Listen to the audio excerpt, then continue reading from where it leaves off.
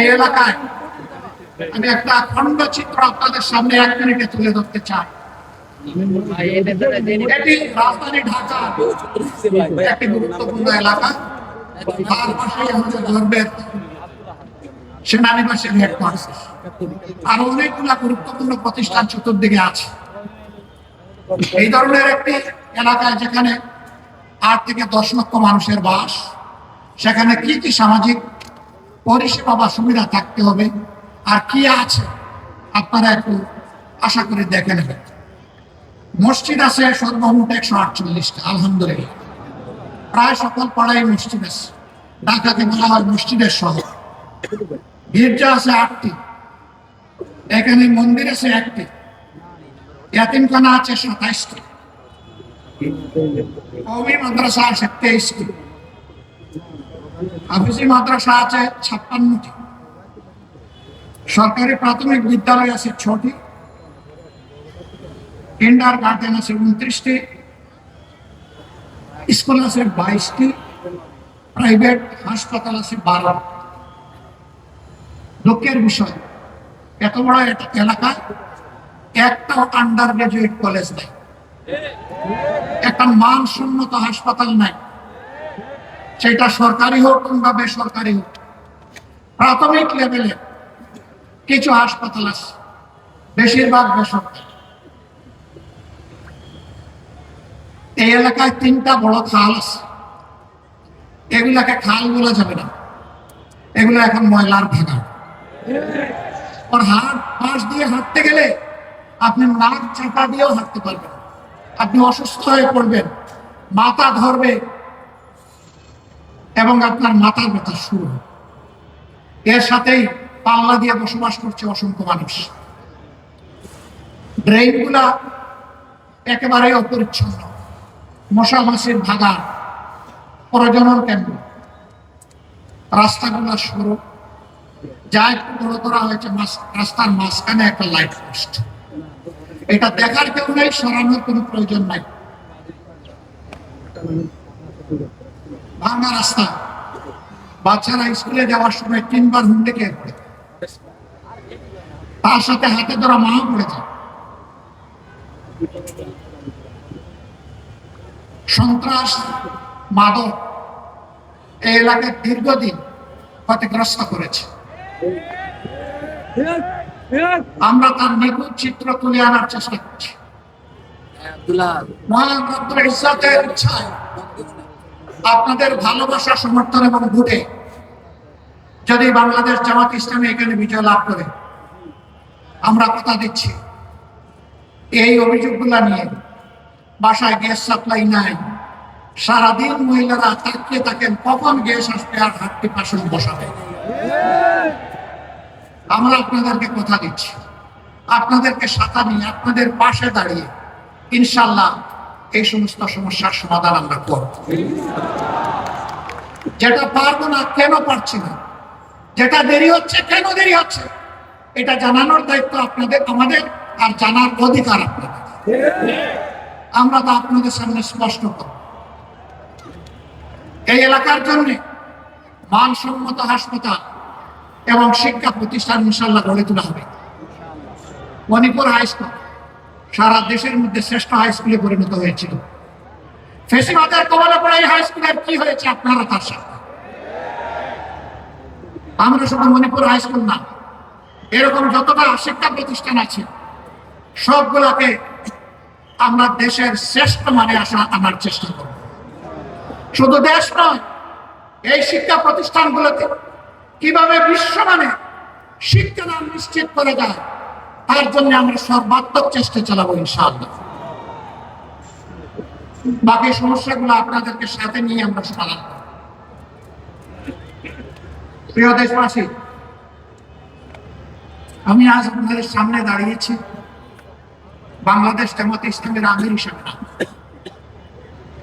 আমি দাঁড়িয়েছি স্বাধীনতার 54 বছরে দফায় দফায় স্বৈর শাসনের কবলে পড়ে যে মানুষগুলা তাদের আপনজনকে হারিয়েছে, আমি তাদের একজন হয়ে আপনাদের সামনে দাঁড়িয়েছি। আমি আপনাদের সামনে দাঁড়িয়েছি যেই মানুষগুলা গুণের শিকার হয়েছে সেই মানুষগুলা দুটি পরিবারের হয়। আমি আপনাদের সামনে দাঁড়িয়েছি ওই শিশুর হয়ে, গরিবের ঘরে জন্ম নেওয়ার কারণে যার কপালে শিক্ষা জুটে না, পথ হারিয়ে সে এক পর্যায়ে অন্ধকার জগতে, অন্ধকার গলিতে ঢুকে যায়। আমি সেই সুবিধা বঞ্চিত শিশুর পক্ষ হয়ে এখানে দাঁড়িয়েছি। আমি দাঁড়িয়েছি রাস্তাঘাট পরিচ্ছন্নতার কাজে যে সমস্ত কর্মীরা রক্ত পানি করে ঘাম ঝরান, কিন্তু তারা তাদের শ্রমের ন্যায্য পাওনাটা পান না। সমাজ যাদেরকে সম্মানের চোখে দেখে না, আমি তাদের সম্মান ফিরিয়ে দেওয়ার জন্য এখানে দাঁড়িয়েছি। আমি দাঁড়িয়েছি ওই সমস্ত শ্রমিক সমাজের জন্য, আমার ভাই বোনদের জন্য, গার্মেন্টস শ্রমিক থেকে শুরু করে যত পর্যায়ে শ্রমিক অঙ্গন আছে, যাদের উপর বৈষম্য করা হয়, অবিচার করা হয়, তাদের একজন হয়ে তাদের অধিকার প্রতিষ্ঠার জন্য দায়িত্ব নিয়ে আমি এখানে দাঁড়িয়েছি। চা বাগানের শ্রমিকরা যুগ যুগ ধরে দুইটা বড় নিয়ামত থেকে তারা বঞ্চিত, একটা শিক্ষার আলো আর একটা স্বাস্থ্য সেবার অধিকার। এই দুইটা থেকে তারা যুগ যুগ ধরে বঞ্চিত। আমি দাঁড়িয়েছি তাদের হয়ে। আমি দাঁড়িয়েছি বিগত দুঃশাসনের সময় স্টক মার্কেট লুট হয়ে যেই সমস্ত মানুষরা নিহত হয়েছেন, আত্মহত্যা করেছেন, সেই দুটি পরিবারের পক্ষে বিচার চাইতে আমি আপনাদের সামনে দাঁড়িয়েছি। প্রিয় দেশবাসী, আমি দাঁড়িয়েছি ব্যাংকগুলো লুট করে আজকে লক্ষ গ্রাহকে, কোটি গ্রাহকে টাকা যারা চুরি করে বিদেশে পালিয়েছে অথবা বর্তমানে কারাগারে আছে,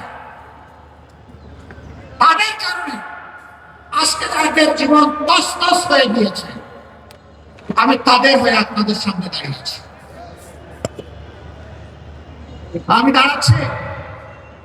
আমি দাঁড়িয়ে আছি ২৪-এর বিপ্লবীদের হয়ে। আজকে বিভিন্ন জায়গায় তাদের উপর অত্যাচার এখনো বন্ধ হয়নি, তার বাস্তব প্রমাণ শহীদ শরীফ উসমান ইবনে হাদি। তার কণ্ঠ ছিল আধিপত্যবাদের বিরুদ্ধে, কণ্ঠ ছিল চাঁদাবাজদের বিরুদ্ধে, কণ্ঠ ছিল দুর্নীতিবাজদের বিরুদ্ধে, কণ্ঠ ছিল যুবকদের প্রত্যাশার একটা বাংলাদেশ গড়ার পক্ষে। যারা তা চায় না তারা তাকে শেষ করে দিয়েছে, কিন্তু না, হাদি শেষ হয়ে যায়নি। হাদি একজন ছিল, এখন 18 কোটি হাদি তৈরি হয়েছে। 18 কোটি হাদি, 18 কোটি মানুষের অন্তরে হাদি এখন শ্রদ্ধার বিপ্লবের আসন সে দখল করে নিয়েছে। এই হাদির রক্ত থেকে এখন লক্ষ নয় কোটি হাদি তৈরি হয়েছে। হাদি, তোমাকে আমরা কথা দিচ্ছি ভাই, তোমার রোগ আর সাক্ষী থাকুক। তুমি যে স্বপ্ন নিয়ে লড়াই করতে নেমেছিলে, এই স্বপ্ন বাস্তবায়ন না হওয়া পর্যন্ত আমরা লড়াই থামাবো না। আমরা আমাদের যুবকদেরকে, আমাদের তরুণ তরুণীদেরকে প্রফেশনাল শিক্ষা দিতে চাই। আমরা তাদেরকে নৈতিক শিক্ষা দিতে চাই, যে শিক্ষা প্রত্যেকটি নাগরিককে দেশপ্রেমিক হতে শিখাবে ইনশাআল্লাহ। স্বার্থপর হতে শিখাবে না, আত্মকেন্দ্রিক করবে না, সমাজের প্রতি দায়বদ্ধতা শিখাবে। সেই শিক্ষাটা আমরা তাদেরকে দিব ইনশাআল্লাহ। আর ওই শিক্ষা দিব যেটা সার্টিফিকেট তৈরি করে না, বরঞ্চ যেটা দক্ষতা তৈরি করে। সেই দক্ষতার হাত করে তাদের হাতে বাংলাদেশ তুলে দেব। তাদের হাতে খয়রাতি কোনো অনুদান আমরা তুলে দিয়ে তাদেরকে অপমান করতে চাই না। আমাদের যুবক সমাজকে আমরা সম্মানিত করতে চাই। তারা দেশ গড়ার কাজে অংশ নেবে আর বুক ফুলিয়ে বলবে, আমি কারো অনুদানে নয়, বরঞ্চ আমি আল্লাহ দেওয়া সামর্থ্য অনুযায়ী আমার দেশকে আমি দিয়ে চলেছি, অবদান অব্যাহত রাখবো। এই দেশ গড়ার আমি একজন নাগরিক এবং একজন কারিগর।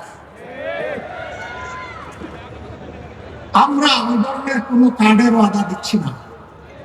2000 টাকা দিয়ে একটা পরিবারের কোনো কিছু সমাধান হবে? আমার ভাই নাহিদ ইসলাম বলেছে তাতে আবার